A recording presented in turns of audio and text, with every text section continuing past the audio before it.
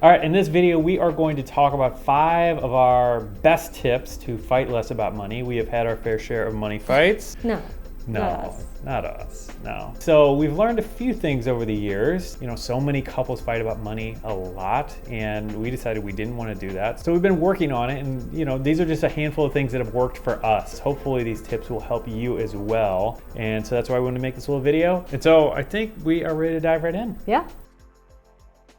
The first one is to just keep it simple. And this isn't like a have-to thing, but in our case, we found that this helped a little bit because I'm the one who tends to lean towards making the financial stuff a little bit more complicated and maybe too involved and maybe getting too many pieces in the puzzle. Whereas Linda really likes things to be a little bit simpler. And if it's too complicated, you're just not going to do it, right? Right. And so that just kind of cuts me out of the equation, I think, and also just keeps me from getting involved. One example of that was just a budgeting tool that we use. Like, we tried a whole bunch of different ones, but we ultimately decided we needed to stick with something really simple.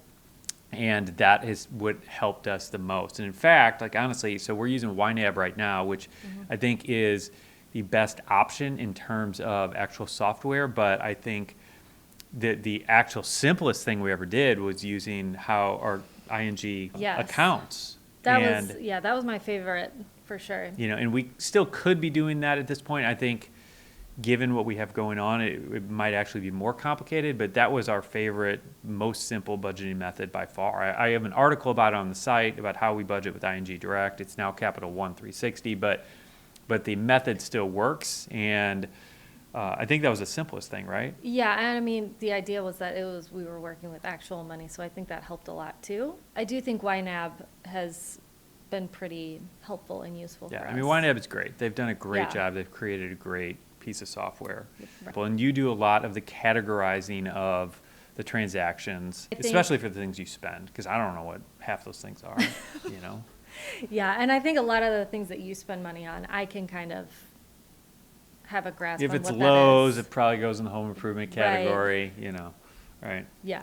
Whereas you buy from so many shops that I don't even know what they are, and there's always a new one popping up on there. Right. Well, and I buy a lot of the gifts that we give, and so organizing all of that, I kind of have a better. Got it.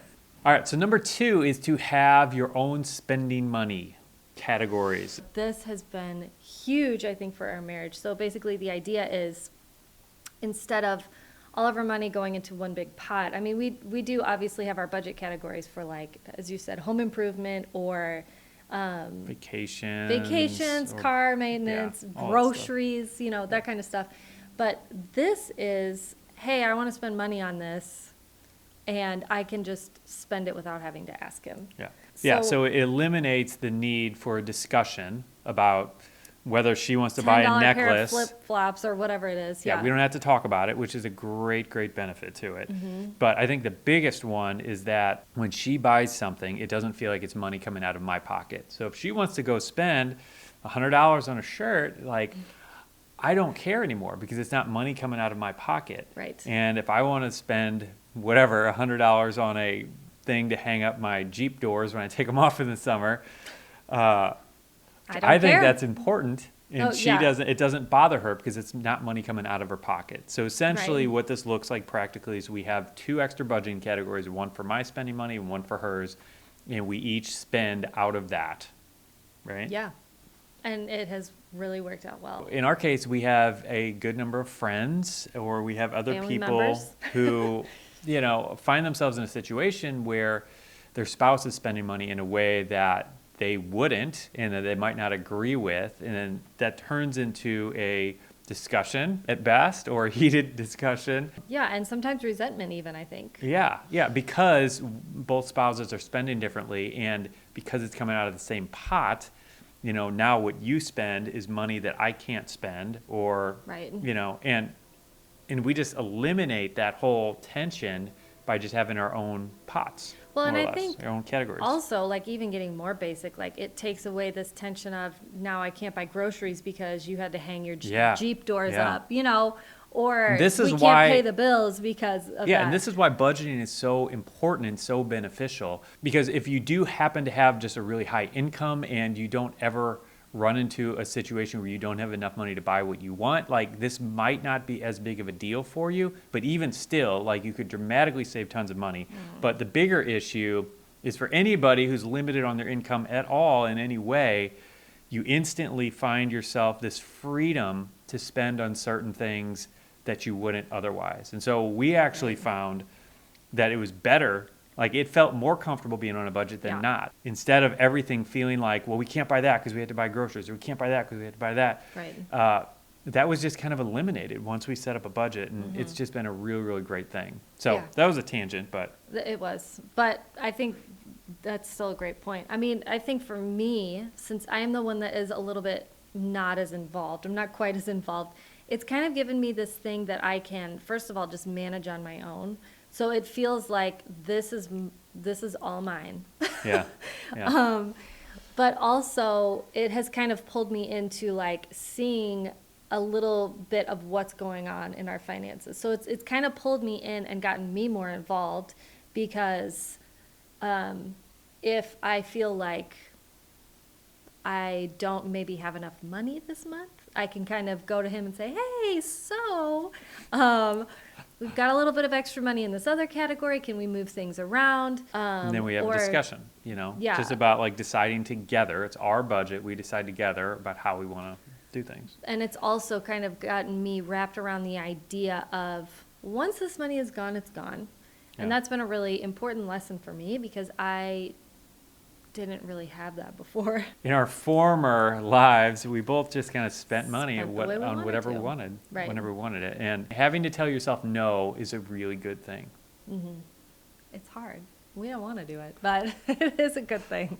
So point number 3 is to keep no secrets in your marriage and to have joint accounts. And this is a little bit controversial with some people because I know some people don't want to have joint accounts in their marriage. In our case, we found this to be very beneficial because it's just kind of kept a level of transparency there, so we both always have the opportunity to know what's going on. There's no real opportunity for either of us to hide money from each other. And I feel like if you're in a situation where you're trying to hide money from your spouse, like there's just some underlying kind of issues there that might need to be worked out.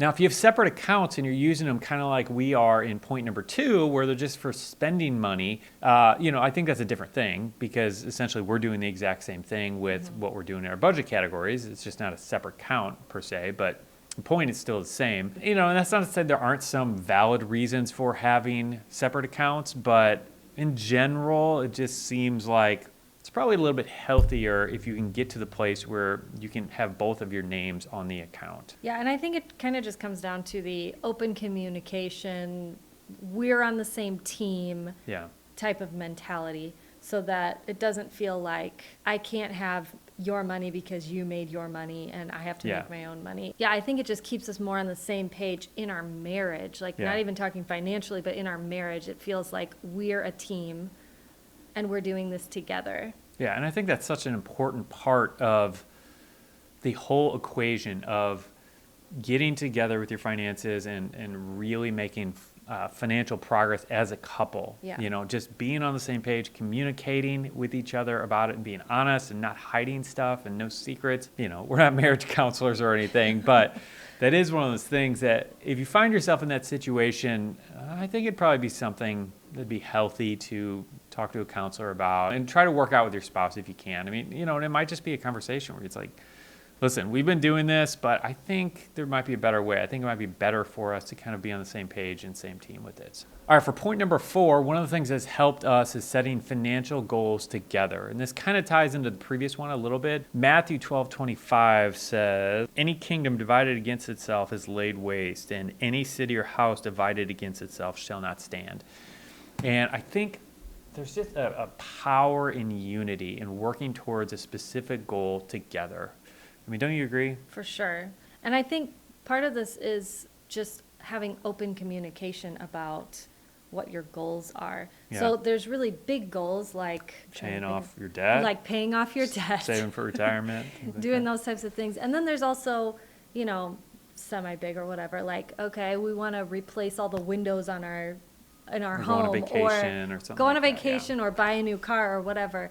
And I know there's been times where I have kind of just flippantly said to Bob, okay, we need to replace all the windows on our house, and we need to be doing this, and and he starts feeling so like burdened by by this idea of we gotta pay for this. How are we gonna pay for this? And I think all that needed to happen was just this tiny little adjustment of saying, okay, we can write these down and then come up with a plan, or, once the finances come in for this, then we can do it then. Yeah. Instead of me trying to be like, I want all this now, which I actually didn't even say that. Yeah, I wasn't even trying to communicate that, but I Yeah. think that was kind of how you You were took just it. listing ideas of things that you wanted to do. Yeah, I was But- brainstorming ideas is what it really was. But one of the interesting things about like working together on a goal is that, in my case, being the guy who's kind of driving the finances in our house, like I think that I have good financial goals and I would like to go after them. But it's far more important that Linda is on the same page as me towards our goals, and that we're working in unity towards this thing that, might be 70, 80% of the way where I want to go, versus me trying to go 100% towards where I want to go and she's pulling the opposite direction. Right. So we're going to move so much faster in whatever direction we choose to go together than if individually we're pointing in opposite directions and, just trying to do our own thing. Yeah.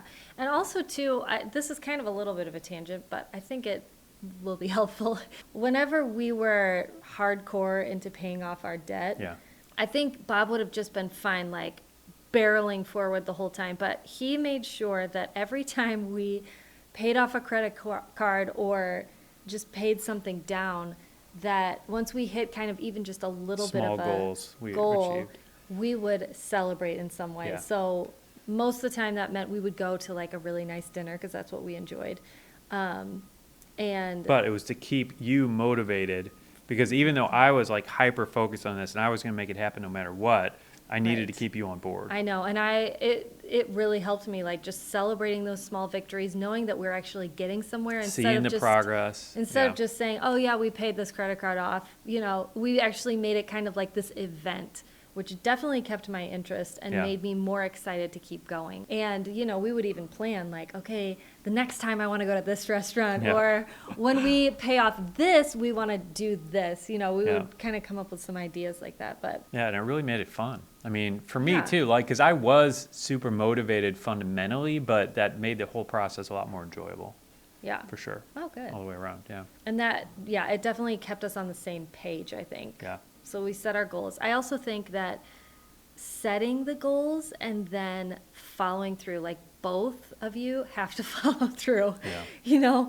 And I mean, I know there's going to be slip ups and stuff like that, but I think for the most part, if you both are setting the goal together, I think that's what makes it a big deal, is that you both are agreeing to it and you'll both follow through with it, because that's in the end what makes the biggest change. Yeah.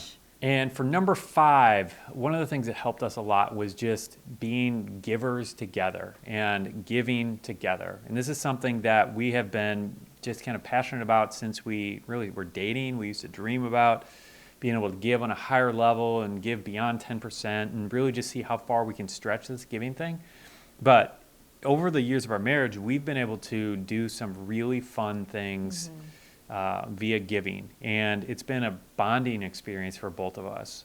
I mean, don't you think? Oh, yeah, absolutely. And there have been times when the two of us have given something together and sown seed, whether it's in the offering at church or to another ministry or whatever it is, and we have been able to stand together in faith Yeah. when we're giving and when we are waiting for some sort of breakthrough. Yeah, that's been a really good thing. Yeah, so I think it's bonded us together spiritually as well as just Yeah, I in mean, our chasing marriage this and goal relationally. together. But it's a cool thing when you get to step out in faith in God, like by yourself, and just trust God for this thing. Mm-hmm. But when you get to do it with another person, locking arms, it's just like you're in a battle together, Yeah. and you get to get bonded with that, and just been a really great benefit, and it's just helped us, immensely. So those are our 5 tips that have kind of helped us reduce our money fights and just helped us overall have a better marriage. And but I'd love to hear from you. So leave us a comment down below if you have any that you would add, things that have helped you, or which one of these 5 you're going to try to implement in your marriage, or you already are and it's already working. Definitely let us know in the comments below. And if you found this helpful at all, please hit that thumbs up down below. And on this channel, we help you make more money, save more money, and give it generously. And so if that's something that resonates with you, you can hit that subscribe button down below and then hit the little bell so you can hear about each new video that comes out. And I think that is all we have for today. So have a great rest of your day. Adios. Bye.